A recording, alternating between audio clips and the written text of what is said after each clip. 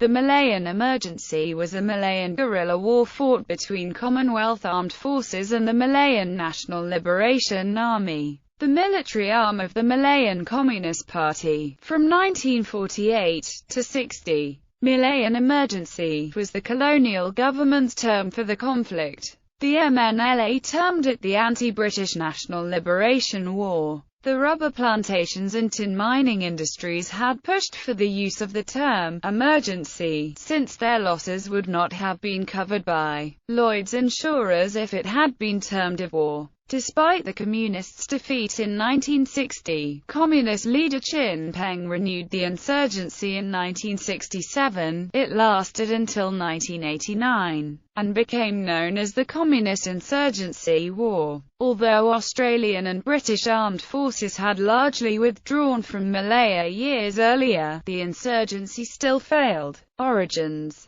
Economic issues. The Malayan economy relied on the export of tin and rubber, and was therefore vulnerable to any shifts in the world market. When the British took control of the Malayan economy, they imposed taxes on some Malayan goods, which impacted the traditional economy. This led to an increase in poverty for the Malayan people. Many Chinese people found employment in tin mines or fields or responsible for the trade of materials. This heightened the inter-ethnic tensions as the Malayan people found that ethnic Chinese had replaced him in certain jobs and work became more difficult to find. This forced many Malay nationals into the rubber industry, which in turn was heavily dependent upon the volatile world prices. Economic tension intensified during the Second World War. The Japanese occupation of Malaya began in 1941, and from that point onwards the export of primary products was limited to the relatively small amounts required for the Japanese economy. This led to large areas of rubber plantations being abandoned and many mines closing. The latter was progressively affected by a shortage of spare parts for machines.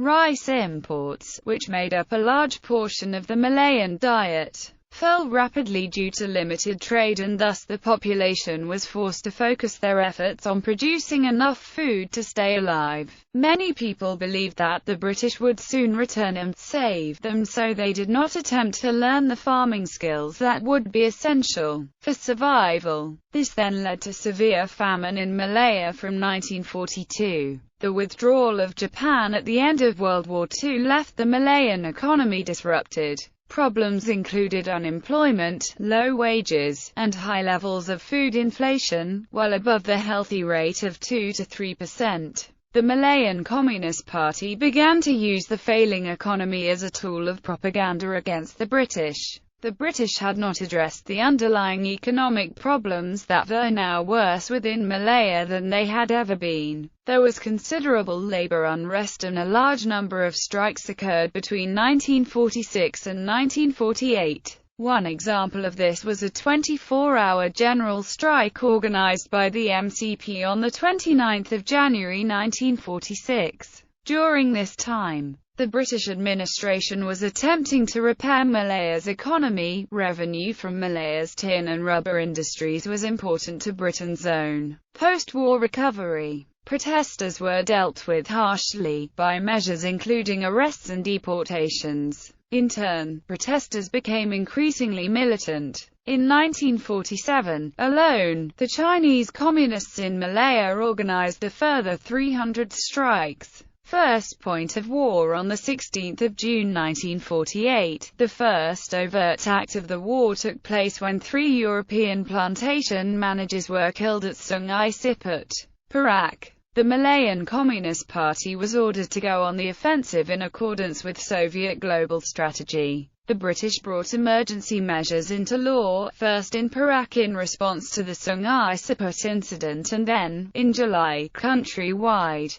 Under the measures, the Malayan Communist Party and other leftist parties were outlawed and the police were given the power to imprison without trial communists and those suspected of assisting them. The MCP, led by Chin Peng, retreated to rural areas and formed the MNLA, also known as the Malayan Races Liberation Army or the Malayan People's Liberation Army. The MNLA began a guerrilla campaign, targeting mainly the colonial resource extraction industries, which in Malaya were the tin mines and rubber plantations. The MNLA was partly a reformation of the Malayan People's Anti-Japanese Army, the MCP-led guerrilla force which had been the principal resistance in Malaya against the Japanese occupation. The British had secretly trained and armed the MPAJA during the later stages of World War II. Disbanded in December 1945, the MPAJA officially turned all of its weapons into the British military administration. Members who agreed to disband were offered economic incentives. However, around 4,000 members rejected these incentives and went underground. Guerrilla war. The MNLA commonly employed guerrilla tactics, sabotaging installations, attacking rubber plantations and destroying transportation and infrastructure. Support for the MNLA was mainly based on around 500,000 of the 3.12 million ethnic Chinese then living in Malaya. This allowed the MNLA to supply themselves with food, in particular, as well as providing a source of new recruits. The ethnic Malay population supported them in smaller numbers. The MNLA gained the support of the Chinese because they were denied the equal right to vote in elections, had no land rights to speak of, and were usually very poor. The MNLA's supply organization was called Minwen. It had a network of contacts within the general population. Besides supplying material, especially food, it was also important to the MNLA as an information gatherer. The MNLA's camps and hideouts were in the rather inaccessible tropical jungle with limited infrastructure. Most MNLA guerrillas were ethnic Chinese, though there were some Malays, Indonesians and Indians among its members. The MNLA was organized into regiments, although these had no fixed establishments and each encompassed all forces operating in a particular region. The regiments had political sections, commissars, instructors and secret service. In the camps, the soldiers attended lectures on Marxism-Leninism, and produced political newsletters to be distributed to the locals. The MNLA also stipulated that their soldiers needed official permission for any romantic involvement with local women. In the early stages of the conflict, the guerrillas envisaged establishing liberated areas from which the government forces had been driven, with MNLA control being established, but did not succeed at this. British response. The initial government strategy was primarily to guard important economic targets, such as mines and plantation estates. Later, General Sir Harold Briggs, the British Army's Director of Operations in Malaya, developed an overall strategy known as the Briggs Plan. Its central tenet was that the best way to defeat an insurgency, such as the government was facing, was to cut the insurgents off from their supporters amongst the population. The Briggs Plan also recognized the inhospitable nature of the Malayan jungle. A major part of the strategy involved targeting the MNLA food supply, which Briggs recognized came from three main sources: camps within the Malayan jungle where land was cleared to provide food, Aboriginal jungle dwellers who could supply the MNLA with food gathered within the jungle, and the MNLA supporters within the squatter communities, which lived on the edge of the jungle. The Briggs Plan was multifaceted, with one aspect which has become particularly well known: the forced relocation of some 500,000 rural Malayans, including 400,000 Chinese, from squatter communities on the fringes of the forests into guarded camps called new villages. These villages were newly constructed in most cases, and were surrounded by barbed wire, police posts and floodlit areas, meant to keep the inhabitants in and the guerrillas out. At the start of the emergency, the British had 13 infantry battalions in Malaya, including 7 partly formed Gurkha battalions, 3 British battalions, 2 battalions of the Royal Malay Regiment and a British Royal Artillery Regiment being used as infantry. This force was too small to meet the threat of the communist terrorists, or bandits, effectively, and more infantry battalions were needed in Malaya. The British brought in soldiers from units such as the Royal Marines and King's African Rifles. Another effort was a reformation of the Special Air Service in 1950 as a specialized reconnaissance, raiding and counter-insurgency unit. The Permanent Secretary of Defense for Malaya, Sir Robert Granger Kerr-Thompson, had served in the Chindats in Burma during World War II. His vast experience in jungle warfare proved valuable during this period as he was able to build effective civil-military relations and was one of the chief architects of the counter-insurgency plan in Malaya. Sir Gerald Templar became the commander of the British forces in 1952. He is widely credited with turning the situation in the Malayan Emergency in favour of the British forces. During his 2-year command, 2/3 of the guerrillas were wiped out. The incident rate fell from 500 to less than 100 per month and the civilian and security force casualties from 200 to less than 40. Orthodox historiography suggests that Templar changed the situation in the emergency, and his actions and policies were a major part of British success under his command. Revisionist historians have challenged this view and frequently support the ideas of Victor Purcell, a Chinese scholar who as early as 1954 claimed that Templar merely continued policies begun by his predecessors. In 1951, some British Army units began a Hearts and Minds campaign by giving medical and food aid to Malays and indigenous tribes. At the same time, they put pressure on MNLA by patrolling the jungle. The MNLA guerrillas were driven deeper into the jungle and denied resources. The MRLA extorted food from the Sakai and earned their enmity. Many of the captured guerrillas changed sides. In comparison, the MRLA never released any Britons alive.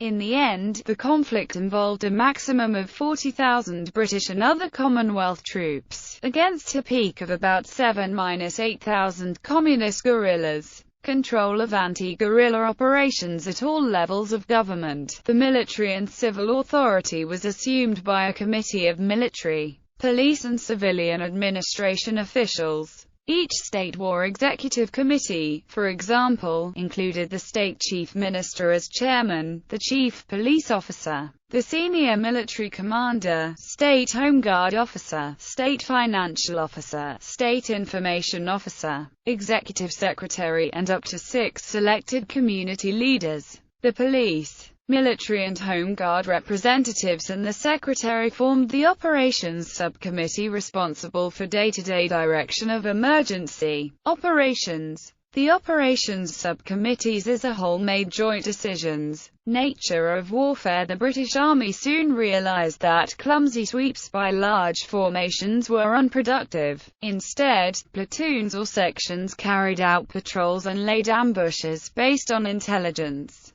A typical operation was Nassau, carried out in the Kuala Langit swamp. After several assassinations, a British battalion was assigned to the area. Food control was achieved through a system of rationing, convoys, gate checks and searches. One company began operations in the swamp, about the 21st of December 1954. On the 9th of January 1955, full-scale tactical operations began. Artillery, mortars and aircraft began harassing fires in the South Swamp. Originally, the plan was to bomb and shell the swamp day and night so that the terrorists would be driven out into ambushes, but the terrorists were well prepared to stay indefinitely. Food parties came out occasionally, but the civil population was too afraid to report them. Plans were modified, harassing fires were reduced to nighttime only. Ambushes continued and patrolling inside the swamp was intensified.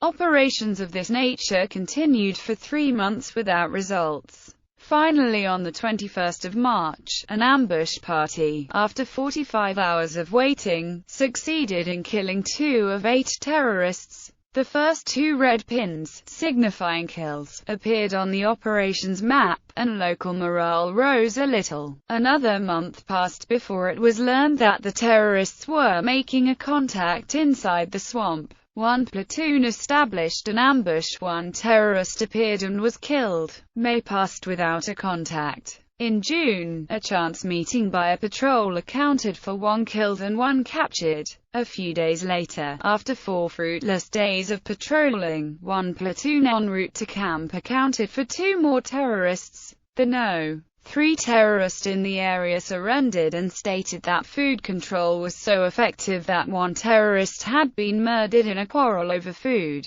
On the 7th of July, 2 additional companies were assigned to the area. Patrolling and harassing fires were intensified. 3 terrorists surrendered and one of them led a platoon patrol to the terrorist leader's camp. The patrol attacked the camp, killing 4, including the leader. Other patrols accounted for 4 more. By the end of July, 23 terrorists remained in the swamp with no food or communications with the outside world. This was the nature of operations. 60,000 artillery shells, 30,000 rounds of mortar ammunition, and 2,000 aircraft bombs for 35 terrorists killed or captured. Each one represented 1,500 man-days of patrolling or waiting in ambushes. Nassau was considered a success, for the end of the emergency was one step nearer. The Malayan Emergency also marked the first time herbicidal warfare was used.